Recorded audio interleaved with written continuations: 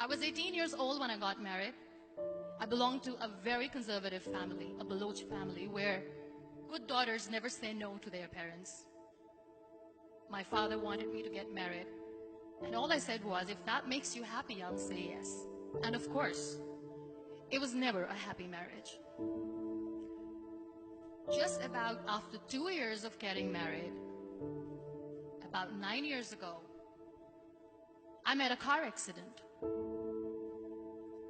Somehow my husband fell asleep and the car fell in the ditch.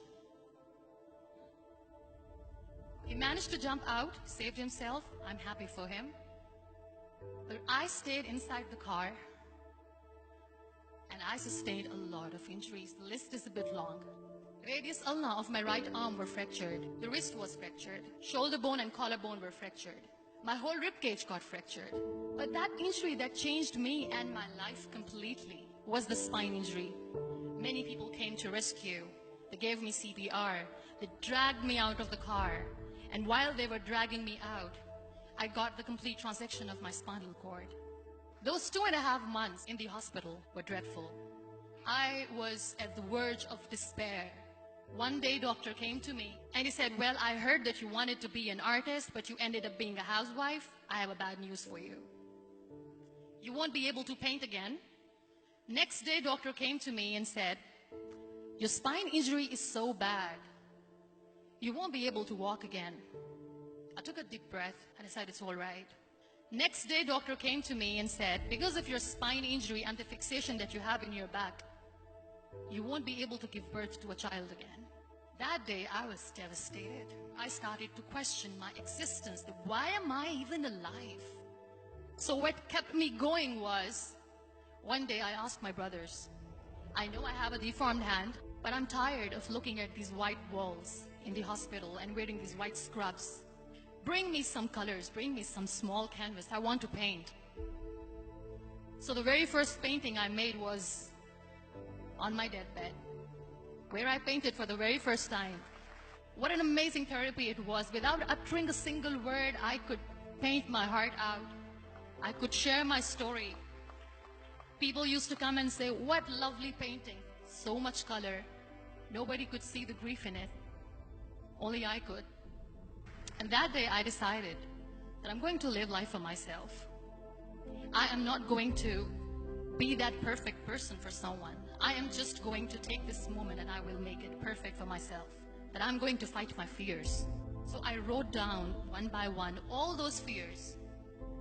And I decided that I'm going to overcome these fears one at a time. You know what was my biggest fear?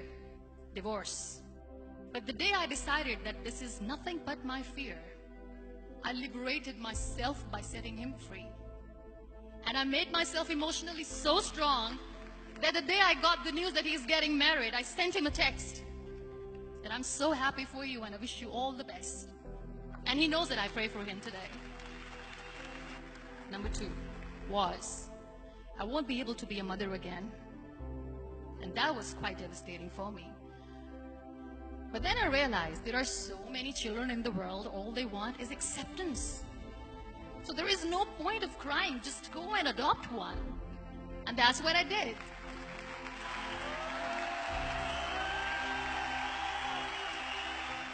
I gave my name in different organizations, different orphanages, and I waited patiently. 2 years later, I got this call from a very small city in Pakistan. I got a call and they said, are you Muniba Mazari? There is a baby boy and would you like to adopt?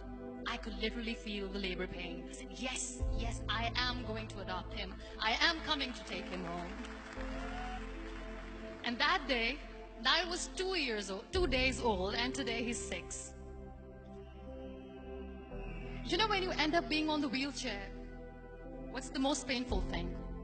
People think that they will not be accepted by the people because we, in the world of perfect people, are imperfects. So I decided to appear more in public. I started to paint. I have done a lot of modeling campaigns. I decided that I'm going to join the national TV of Pakistan as an anchor person. I became the National Goodwill Ambassador for UN Women Pakistan, and now I speak for the rights of women, children. I was featured in BBC 100 Women for 2015. I'm one of the Forbes 30 under 30 for 2016. So when you accept yourself the way you are, the world recognizes you. It all starts from within. We have this amazing fantasy about life. This is how things should work. This is my plan. It should go as per my plan. If that doesn't happen, we give up. I never wanted to be on the wheelchair. Never thought of being on the wheelchair. This life is a test and a trial, and tests are never supposed to be easy. So when you're expecting ease from life, and life gives you lemons, then you make the lemonade, and then do not blame life for that. It is okay to be scared. It is okay to cry. Everything is okay, but giving up should not be an option. They always say that failure is not an option. Failure should be an option, because when you fail, you get up, and then you fail, and then you get up, and that keeps you going. Embrace each and every breath that you are taking. Celebrate your life. Live it. Don't die before your death. Real happiness lies in gratitude. So be grateful, be alive, and live every moment.